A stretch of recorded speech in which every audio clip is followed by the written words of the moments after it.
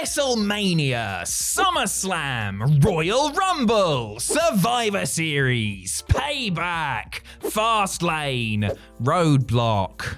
These are all pay-per-view names that have, for some reason or another, been used time and time again by WWE. Sometimes, though, the company will attempt to bring in a new brand of premium live event only to cancel it after just one showing. Today, we are putting them in their place. But before we start, some caveats. Who doesn't love a good caveat? We are only counting official WWE pay-per-views, so no network specials like The Shield's Final Chapter or The Beast in the East here. Variations on a name such as The Horror Show at Extreme Rules and Vengeance Night of Champions do not appear, as they were technically part of a longer lineage, and all of the In Your House shows have been lumped into one big pile. With that out the way, I'm Adam Pacitti from Cultaholic Wrestling, and this is every one-off WWE pay-per-view ranked from worst to best. Join us!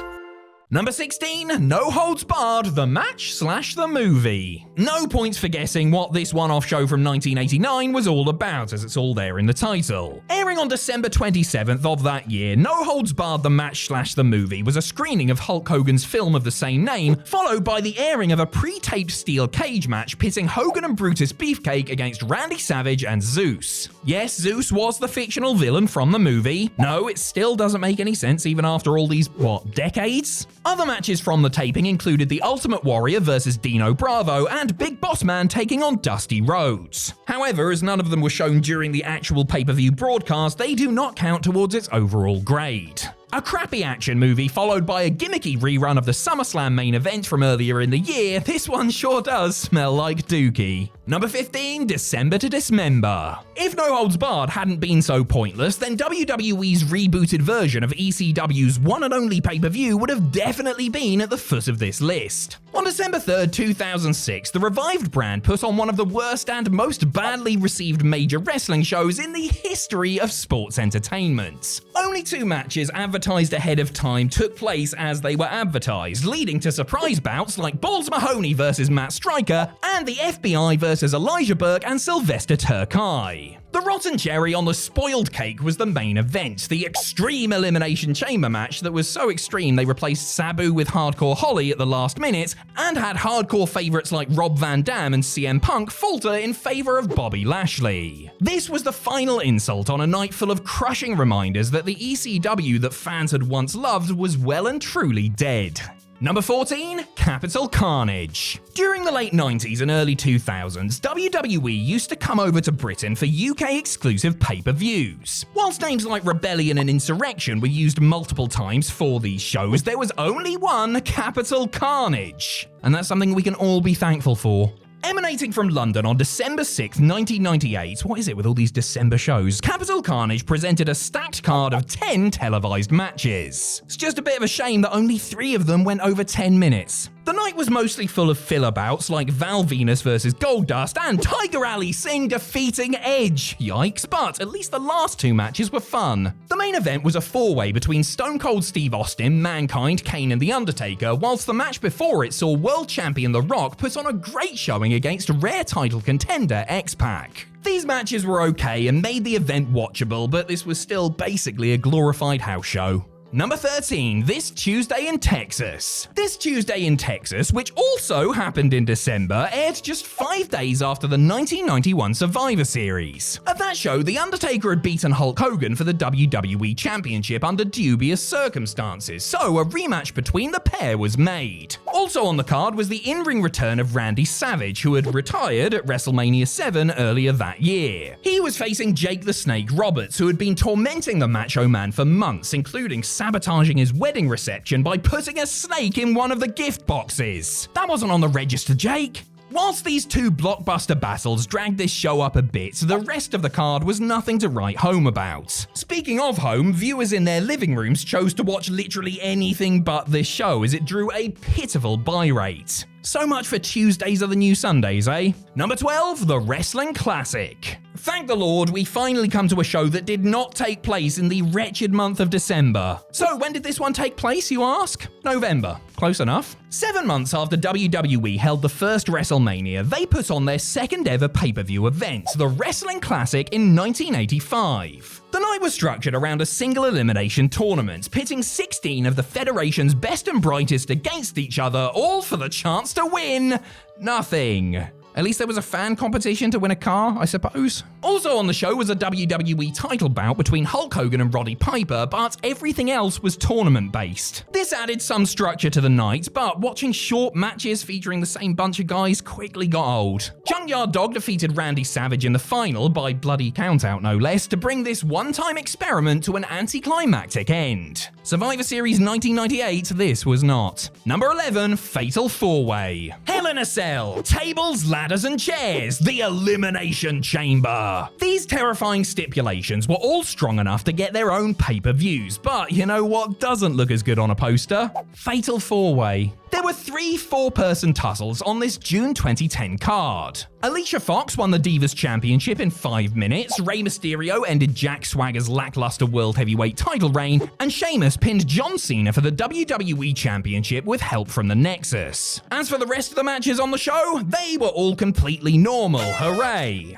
Whilst the in-ring action was mostly just sort of there, theming a show around a match type that wouldn't have been out of place on an episode of Monday Night Raw simply wasn't good enough. NXT did hold a takeover that was dubbed Fatal 4-Way in 2014, but this was its one and only main roster outing. Number 10, Capital Punishment. Coming live from near the Capitol building in Washington, D.C., it's WWE's 2011 pay-per-view, Capital Punishment. Do you get it? It's very clever. This show is famous for hosting R-Truth's one and only singles pay-per-view main event in WWE history, as he challenged John Cena for the WWE title. Though he was a former NWA World's Heavyweight Champion as Ron the Truth Killings, nobody quite believed that Truth was going to take the title off Cena, making for a rather predictable result. Aside from a fun CM Punk Rey Mysterio match, this card was littered with snapshots of how miserable the company was at the time. Alberto Del Rio taking on The Big Show, The Miz versus Alex Riley, Ezekiel Jackson winning the Intercontinental Championship.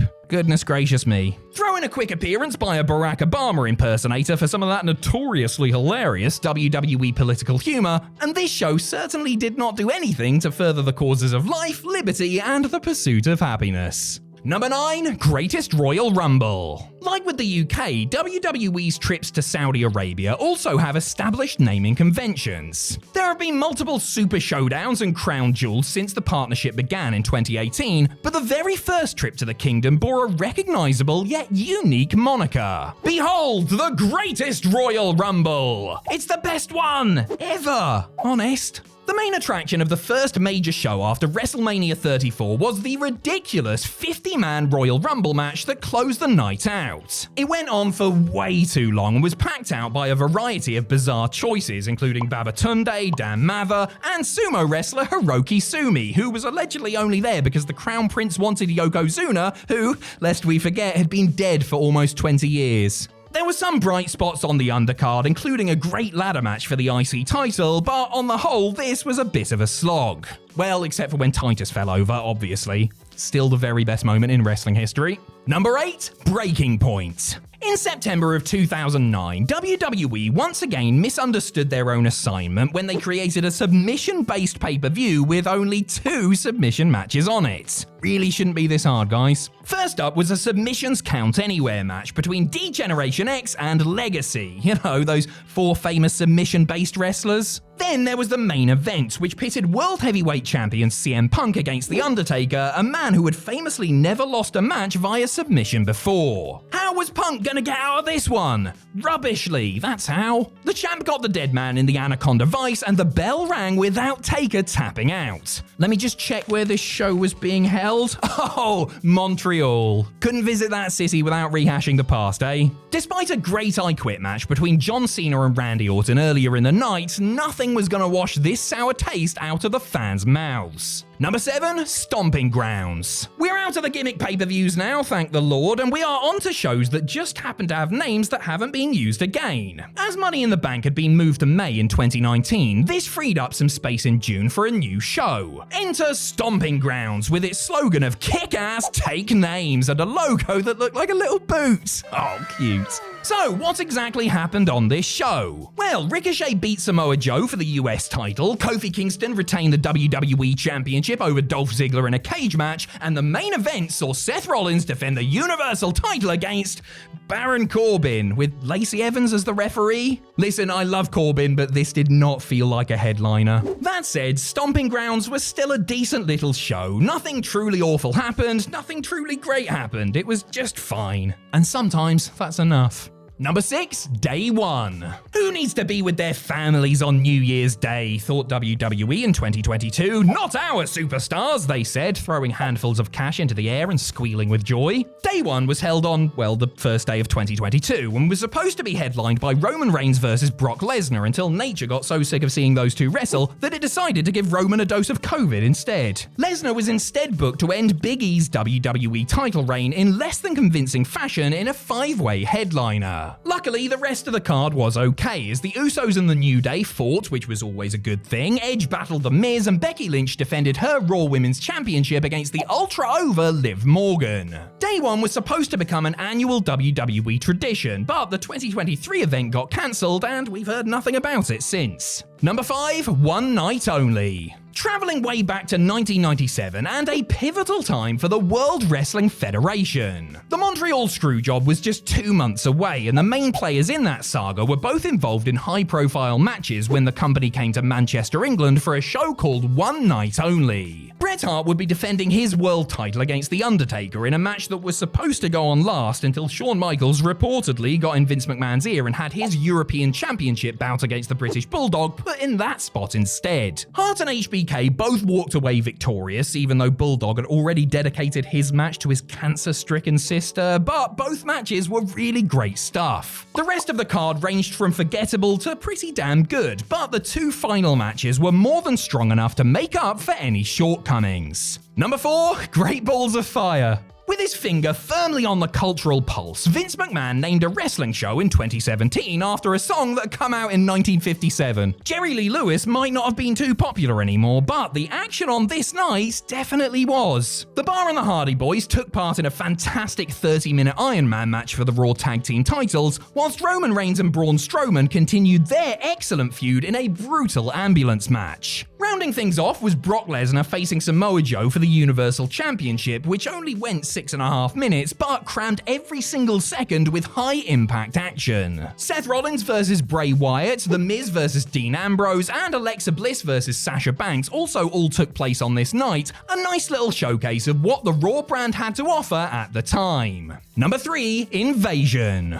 Whilst the eventual storyline would collapse faster than a house of cards in a wind tunnel, it is important to remember just how exciting the Invasion angle was at the time. The story kicked off in earnest at what was supposed to be Fully Loaded 2001, but instead became Invasion, the highest-grossing non-WrestleMania WWE event of all time. Edge and Christian versus Lance Storm and Mike Awesome, Rob Van Dam versus Jeff Hardy, Earl Hebner versus Nick Patrick in a referee fight. Pump that directly into my veins. Then there was the main event, the so-called inaugural brawl between Team WWF and Team Alliance. This star-studded showdown ended when Steve Austin turned his back on the company and joined up with the baddies, setting in motion the rest of the year's worth of plot. Yes, it might have fizzled out eventually, spectacularly so, but the Invasion kicked off with a mighty bang. Number 2, Evolution. On October 28, 2018, WWE held their first ever all-female pay-per-view as a celebration of the tireless work put in by women's wrestlers across the company's long history. Definitely nothing to do with the fact that the male roster were out in Saudi Arabia for a show there 5 days later,